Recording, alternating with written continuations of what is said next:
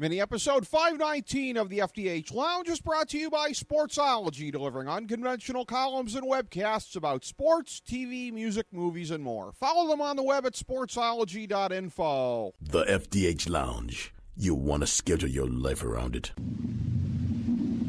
A long time ago, on a gloomy, wet Cleveland spring night, two men stand alone amidst the late-night drizzle. Their voices echo across the vacant station parking lot as they debate the merits of the great American radio show that have been missing for far too long. On that night, an idea was born.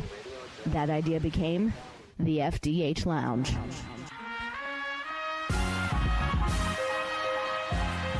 Welcome to the FDH Lounge. Welcome, everyone, to mini episode number 519 of the FDH Lounge. This is FDH Managing Partner Rick Morris.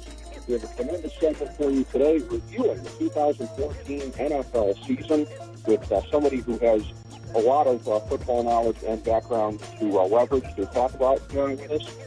This is a gentleman who set a number of Ivy League records when he was playing at Princeton back in the 1990s, and also at the time broke some 1AA records, and subsequently went on to a career in the NFL, and also dabbled a little bit in the XFL, which I have to believe was a very colorful experience. This is a gentleman who today is a motivational speaker and writer, and we definitely want to get into a little bit of that with him. His Speak Life ministry work that he does is, of course, of a very rewarding nature, and spreading a lot of positivity to people, and we are always much in favor of getting a chance to talk about that whenever we have anyone on the show doing such work. For example, our talk with Lex Luger, the times when he's been on the show, it's always been interesting to get into that with him, and ways that he is leveraging his life experiences to try to get some lessons to help people out. Of course, you can follow everything he's got going on at KeithElias.com, which means, of course, we could only have with us on the phone lines the one and only Keith Elias. I'm looking forward to doing this for a while, getting him on the program. It's a pleasure to have this gentleman on. Keith, welcome to the FDH Lounge today. How are you, sir? I'm doing great, and I'm very, very excited that we were finally able to get it together so that I could be with you tonight. Well, very glad to have you on. And, again, you were definitely somebody who, based on all of your experiences on the gridiron, I know will have a lot of opinions and insights to share about what we all saw as, I think in many ways, a very historic 2014 NFL season, one that we're going to long remember. I guess we should start, of course, with Super Bowl 49, and we'll get to the play that everyone is talking about here that swung the whole thing. But in terms of the kind of game itself, I want to start there, and I want to get your thoughts on this, because we saw a situation a year ago where it was an extreme unlikelihood, where you saw an outcome play out that, as I've said on the show previously, maybe you get that 3 times out of 100, where it becomes such a boat racing the one way and it kind of gets out of control. I wonder this year if we didn't see something that was almost equally implausible on the other end, because how many times does a game play out exactly the way everybody's thinking? Everybody said going in, this is going to be probably a 3 or 4 point game. It's going to come down to the very end.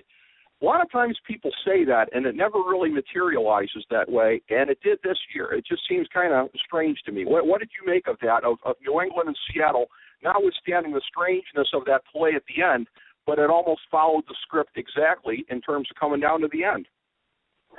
Yeah, you know what I think was that this year that a lot of the variables were better known. And I think that the things were more tangible. We understood, as you examined the football metrics of it, we knew the matchups a lot easier, let's say, this year than last year. I think last year the Broncos had such an amazing run and such an amazing season that I think they dazzled, people to a certain degree. And so people didn't analyze it with as fresh of an eye. And this year, I think, going into this Super Bowl, there were a lot of teams that could have made it. And certainly Seattle, it was miraculous for them to get in. So as you looked at it, it was really difficult to see how some of the wide receivers on both sides were going to be able to get open down the field for big plays. The odds were stacked in the defense's favor just on the way that they had been playing. And the only real variables, the X factors, were how much the Deflategate would bother New England, if at all, and really the injuries on Seattle's side, which began to mount up during that game, as well. And not to take anything away, from the New England's fourth quarter and the comebacks. I just think that was a factor in it as well, was the way Seattle was wearing down on the injury front. Definitely. I would agree with that. And you perfectly anticipated on the wide receivers, and I want to ask you a follow-up question about that. But before I do, on your main point there, I wonder if the way that it played out this year with being as close as it was and being as predictable in terms of following the script in that way, do you suppose that had anything to do with a little bit more closeness on both sides of the ball than we saw last year? Because last year you had the historic great offense against the historic great defense. And this year, Seattle was a little bit off from what they were in 2013. Still great, but maybe not historic great. And New England had a better defense this year than Denver did a year ago, versus on the other side of the ball, Seattle was certainly closer to New England offensively this year than they were to Denver last year. So having the greatness dispersed on both sides of the ball this year, did that help account for the closeness and the inability of one team to pull away completely in this one? Yeah, I do think that Seattle has been known for the last couple of years as a defense-first football team, and I think New England, instead of trying to meet strength on strength, they nibbled at the defense. They weren't trying to get the big plays down the field. They said, we got a guy in Tom Brady that can nibble on you. He can beat you play after play after play after play after play, where most quarterbacks at some point will make a mistake. And even Tom made a couple in the game that, I'm sure he wished he would have had back. But I think the nature of the makeup of these two teams definitely led to the more competitive game. I think that's definitely the case as well, and the way that they just kind of kept coming back at each other. And what you said about the wide receivers, that's another thing that I want to follow up on, because I had the sense in watching Seattle all year, and again, I was a guy who picked them wire to wire to repeat. And so I had the sense that in the end they'd be able to get it done. But I kept saying, and we were doing shows every week during the season just specifically focused on the NFL, I kept saying at regular intervals, it kind of scares me with the wide receivers, because you don't have Harvin there in that role. I think they intended, and I've heard some buzz about this, they intended to promote Paul Richardson to that role, at least on the end arounds, but he ended up getting hurt. He wasn't really in there. Baldwin and Curse, nothing to really write home about in my estimation, versus what they had a year ago, and with Golden Tate having been in there. And you look at it in the Super Bowl and having to go to Chris Matthews, and it was genius game planning the way that they did it. But you sit there and you go, boy, if it was that fragile and it was dependent on getting lobs to a tall guy, I mean, that wide receiver situation, it almost makes it kind of surprising that they made it as far as they did in a league that really values the passing game, isn't it? Yeah, definitely a throwback. And I think that's why when, look, let's go one game back. I mean, they are miracles away from not being in the Super Bowl, right? Because they came up against, and like, credit to them, they had home field. If, and they didn't in the Green Bay game, that might have been even something else that would have tipped in their favor. But all things were pointing to the Green Bay, New England Super Bowl. But so I do think that when you look at Seattle, they're so strong in so many areas that instead of calling their wide receivers a weakness, I just think it's not their strength. I think their wide receivers can play, but they're not, Marshawn Lynch, and who is, in the top 3 running backs in the league. And so, you lead with your strengths, and the Seattle strengths are their defense and their running game. I do think, at the Super Bowl, I think a wide receiver emerged, right? And probably, sometimes things just click at a certain time of the year, and it certainly clicked for that young man during the game, and hopefully he'll be able to fill the void next year that they were looking for all year.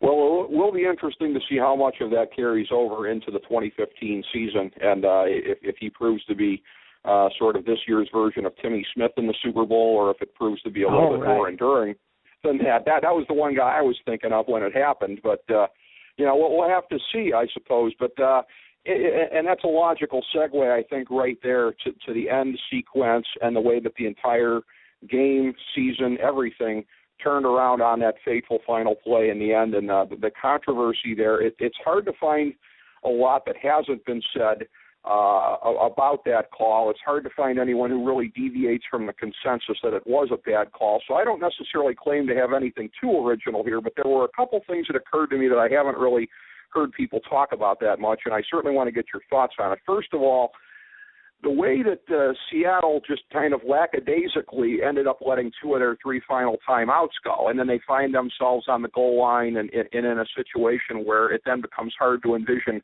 running it 3 times. So I'll start with that point right there. Do you have a sense that that kind of played into it at all, that if they had been able to save one of those 2 timeouts, if they'd been a little bit less careless with them on the final drive, that they might have had an easier time in their own minds just going for the punch in a couple of times?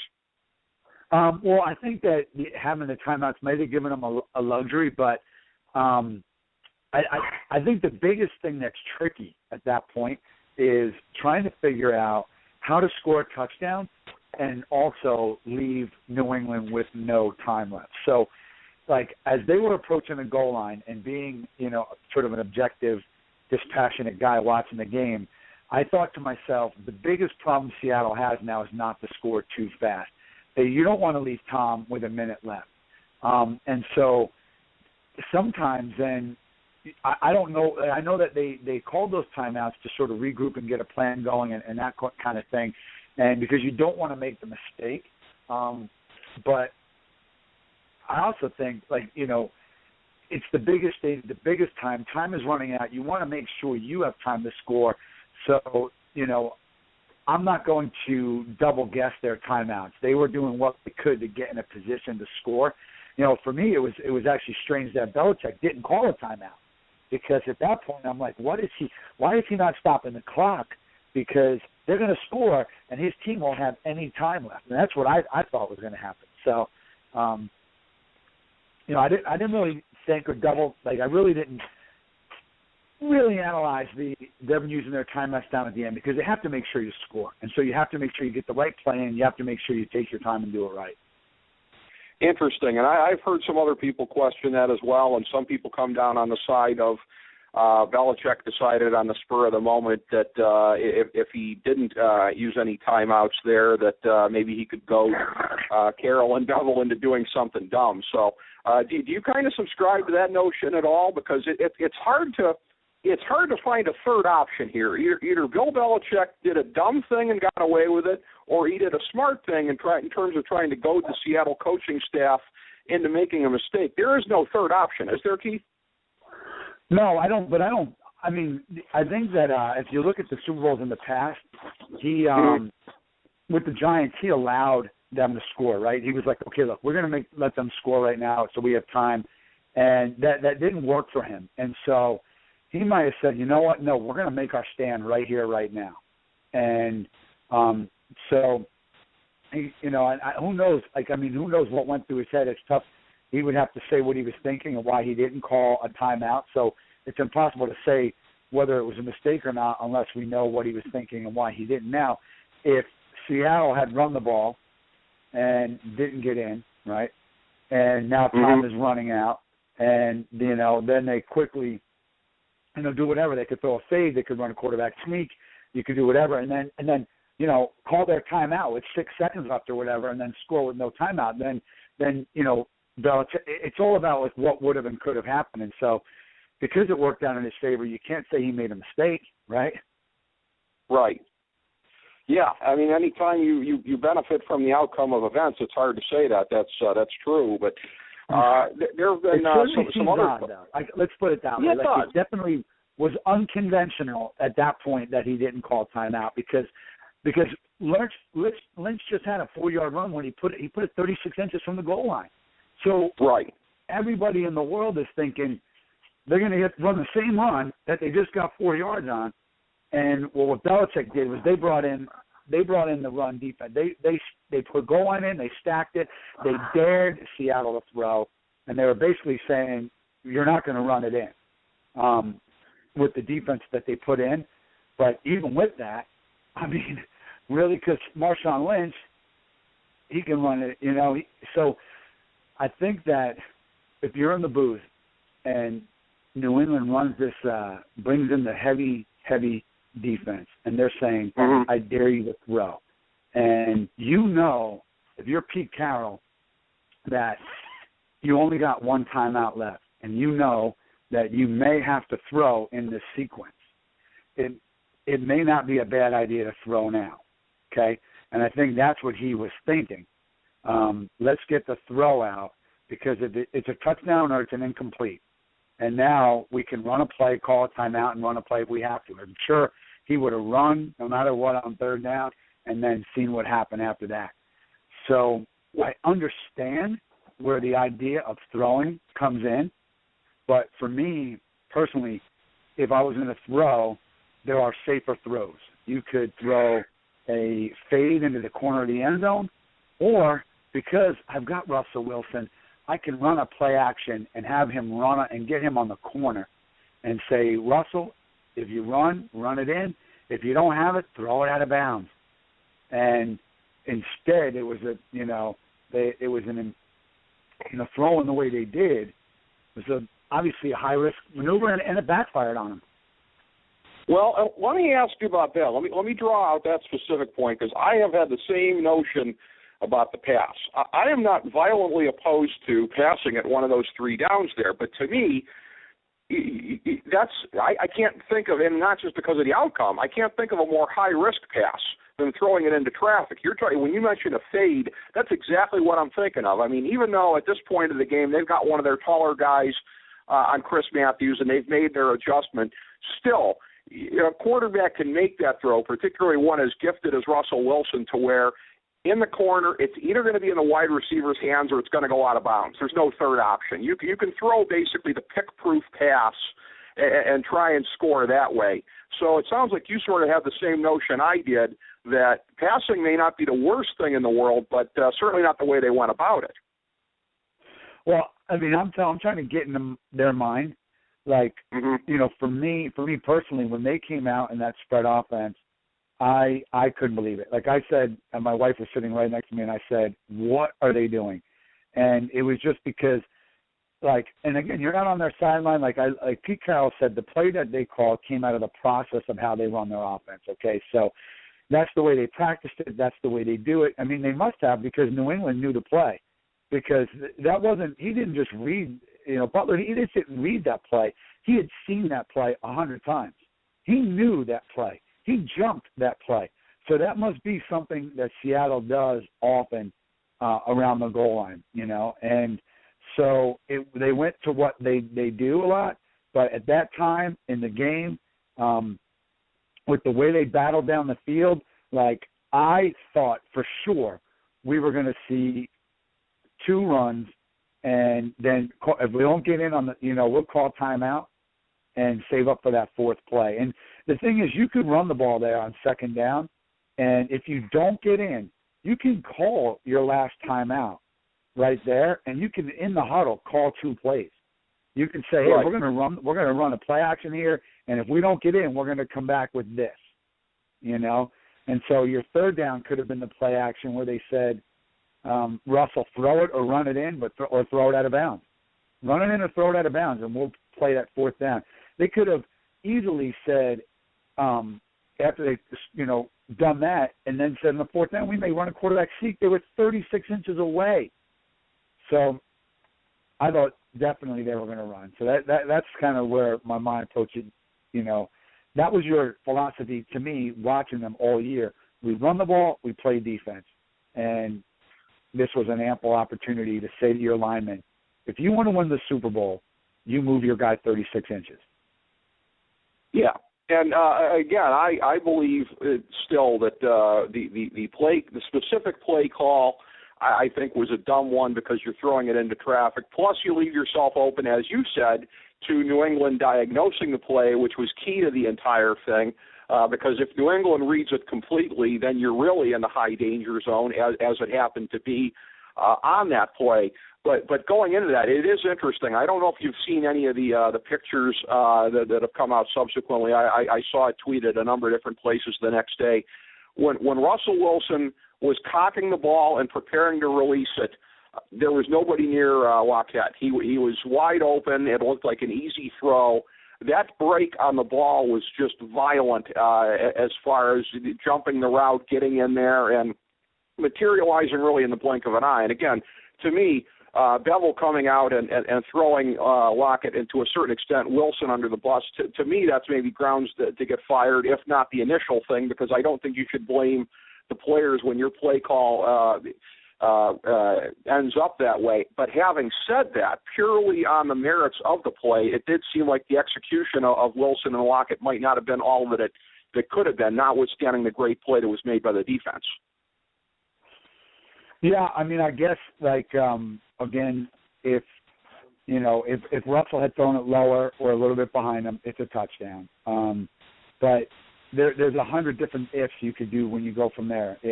What if the defensive lineman batted it down? And I think you get to a place with ifs in football where you could go, well, what if he never caught the pass to put him down there? And I think so. All you can really do is say, look, did we put our players in the best situation to be successful?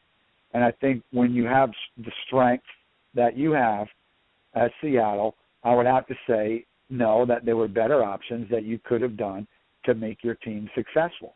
But it's easy for spectators to say that. And that's, I think, where Pete Carroll said the play that they called came out of their philosophy. It came out of their system. It came out of what they do. And it certainly was baffling, obviously, for most of us who aren't privy to the system, right? We're not privy to what they work on, right, what they practice. So for me, it was just, like I said, even when they came out and spread, I said, okay, so as soon as I saw them in spread, I said, okay, so it's a little bit gutsy, but I think that they're going to do the read option here and give Russell the opportunity to give it to Marshawn or take it himself. Not a bad call. And then when they did when he went on, it was just, I couldn't believe it. So I was like, what are they doing? And then when it was picked off, it was just, I had to leave the room. I just said, I cannot believe what the opportunity that they just took away, Yeah, well, and as a lifelong Cleveland Browns fan and somebody who has no love lost for Bill Belichick, I assure you I was screaming things at the TV when that went down. But I have to ask you one more question as well, because it just kind of struck me listening you talk here. Maybe this is an apples-to-apples point of comparison here with your level of success in the Ivy League. One could say almost akin to what Lynch has done at this level. Now, I don't know if you were in a power-running offense or whatever, but it might be easy for you to put yourself in the shoes of that situation, because I'm thinking to myself, Lynch is about as money as it comes, all things being considered, on getting a 1-yard carry. But the stakes being what they are, 22 hands that are going to be diving for that football, what do you think? Having perhaps been in similar situations yourself, how risky is a run? We tend to think of a run as, the worst thing that happens is you get stuffed. But given what you did in your own career, your own experiences playing, how high of a risk do you think there was of a fumble there, even with somebody not prone to fumbling? I think, like, in those situations, even, like, you tighten up even more. You say to yourself, hey, no matter what, I got to hold on to this thing. But sometimes you're right, like, guys can reach for the ball. Guys can fumble because they're so thinking about crossing the line or reaching the ball out that it does happen. So your point's valid. They could have run the ball and fumble, But, one thing I want to say is really interesting about how our mind as fans work. So this was a play that, Tom Brady had absolutely nothing to do with, right? He's on the bench. And so it's really amazing to me that, so if Seattle scores, then people go, okay, so Tom Brady's not one of the best quarterbacks of all time. He didn't get the 4th Super Bowl ring. But because Seattle throws an interception, we go, oh, well, Tom is obviously the best of all time because he you got his 4th Super Bowl ring. And sometimes it drives me crazy when we look at the greatness of a quarterback based on the Super Bowl victories alone. I think that's part of the equation, but we put too much emphasis on it for me, because at the end of the game, Tom had nothing to do with that. And people say, well, if it wasn't for 2 miraculous plays, he'd have 6. Well, if it wasn't for 3 field goals, he'd have none, right? So it's not just about Tom. And we always say Tom versus Peyton. They never played it down against each other on the field. I think where Tom showed how an amazing competitor he is in scoring those 2 touchdowns in the fourth quarter alone. So what if Seattle scored there, I don't think it doesn't make Tom the best quarterback of all time, but just because they didn't, I also don't think it makes him the best quarterback of all time. I think that we have to slow down on that. Super Bowl rings is the only barometer of being a great quarterback. I agree, and you can find examples of that in the past as well. I mean, Joe Montana unblemished in the Super Bowls, but if John Taylor back in '89, if he channels Jackie Smith against the Cowboys and drops that one, or Jackie Smith against the Steelers, I should say, then maybe Joe Montana's 3-1 in Super Bowls, and we certainly don't look at him the same way. So absolutely, the same applies to games in the past and different factors that are at play. And it's interesting, as you mentioned, Brady there and his place in history, because in the NFC this year, it seemed to me that we saw the sun setting on what I thought was going to be the great decade-long rivalry of Seattle and San Francisco, and you see the 49ers this year slipping into chaos, kind of an unknown as to whether they're going to be able to come out of it next year with a new coach. At the very least, it's very hard to put them close to Seattle's level at this point. So one defining rivalry that may have gone by the boards. Do you think in your mind that the same thing is true in the AFC with Brady and Manning? Do you get the sense that we're going to look back at 2014 as the end of it, or do you think there may be chapters yet to be written?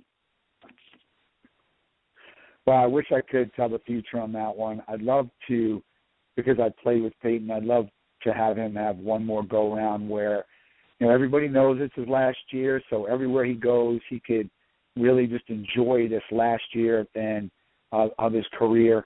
But certainly he seemed to struggle at the end of the year, the last month. He got, tired, physically, Father Time catches all of us. So I don't know what Peyton's going to decide. But if that rivalry is over, then I'd love to see some of the young guys like Andrew Luck. I'd love to see the Colts get some pieces that they don't have and be able to compete in the playoffs in a bigger way against New England. Certainly Baltimore already can, and that game was really a pick 'em, and that's what's great about. We could have had a Baltimore Green Bay Super Bowl, and easily, by the way, not even a stretch of the imagination. Yes, the ball bounced another way, and it was Baltimore Green Bay. Okay, and so we'd be talking about Aaron Rodgers and Joe Flacco. Joe goes in and wins a Super Bowl, and that's what I mean. Like, then all of a sudden, Joe he's so much better than we think. And so I think, that's the beauty and the wonder and is what makes the NFL so spectacular.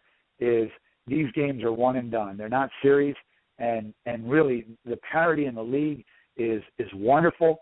I think a lot of teams are one position away, one draft pick away from being in a situation where they'll be back.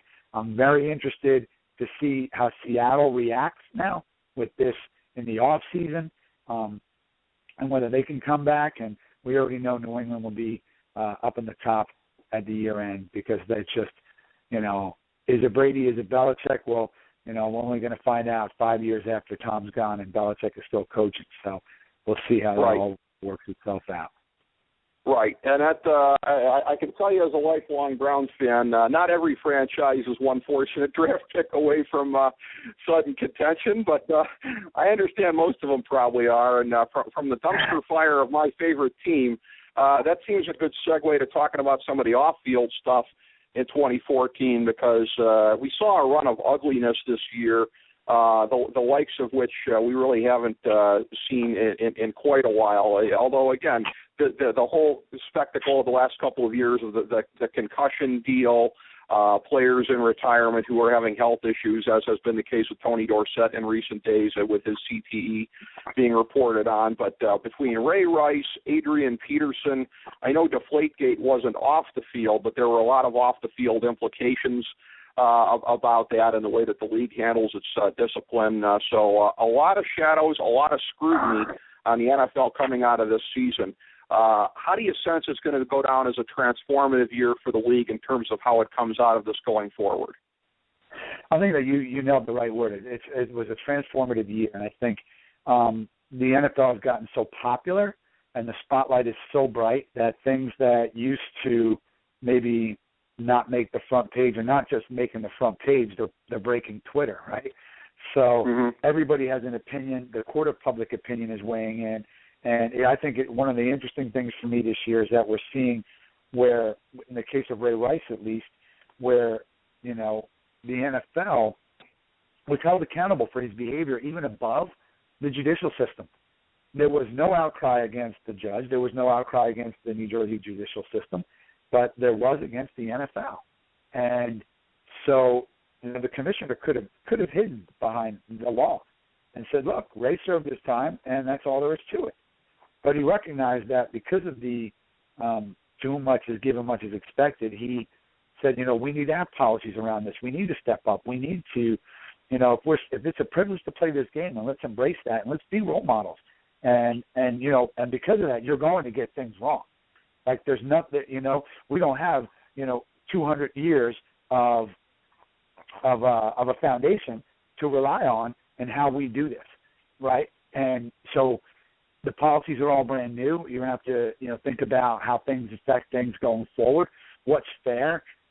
Thinking about, listen, in the Ray Rice situation, it's not easy. Punishing him was punishing Janae.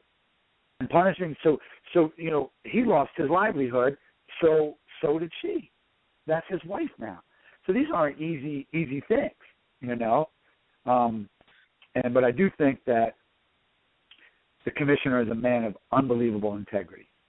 And he is, trust me, I guarantee you he lost some sleep figuring out what's the right thing to do. And I think that the NFL and the fans can be confident that it may not be perfect, but he's going to get it right. And we'll weather this storm, and we will continue to build a league that can reflect the community and make the community proud. And there definitely will be some ground that has to be covered in the next year and probably beyond to reverse some of the effects of that. So it will be interesting to see some of the things that are deployed in that. And again, turning, as we always intended to a more positive note on this than some of the NFL's more recent maladies. Definitely want to talk to you as well about what you've got going on as a writer, but also motivational speaker these days. Everything that people can find at KeithElias.com with your Speak Life program that you have. And again, as I indicated previously, we're a big fan of anytime anybody is putting out that kind of positivity and help to other people and the strong kind of values that you're promoting there. So definitely want to have you amplify on that a little bit. Well, I just think that everybody has a platform wherever you're at, whether you're your school, your job, and everybody has the ability to affect change in somebody's life. And with myself, my wife, my family, we just, we believe that the most important person in your life is the one that you're talking to right at that moment. And we try to live our lives in such a way that that we can, reflect the goodness and the glory of the God that created us and bring his love and his will to this earth. And we try to do that by empowering and inspiring young people and old people alike. And so I speak at schools. I work with the Heroes and Cool Kids program, which is a mentoring program where we work, anti-drugs, anti-bullying, and pro-sportsmanship. I also work with the NFL in the player engagement department and player support and services. I was a trained transition coach for the NFL, helping guys in the next season of their life. And I'm really, really involved in my local church, Alive Again Alliance here in Toms River, in every facet of trying to be a light in the world and help people along this journey we all call life, right? Because, very life is well said. Important. We're all in it together.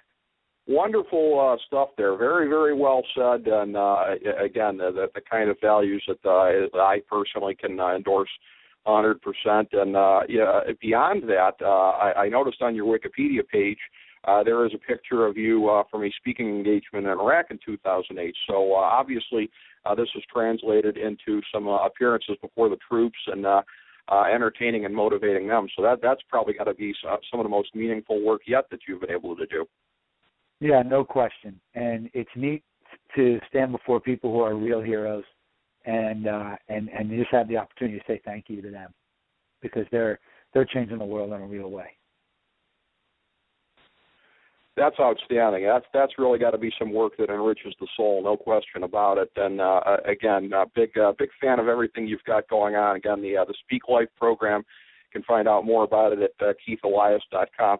Additionally, on a business level, I want to congratulate you. Merely being able to get KeithElias.com, it couldn't have necessarily been easy. I know a lot of people have been frozen out from getting their own names there, have to settle for the .nets or the .us's or what have you. So I don't know if that was something that you were able to get easily or if you had to work for it, but it's good that you have it, I'm sure.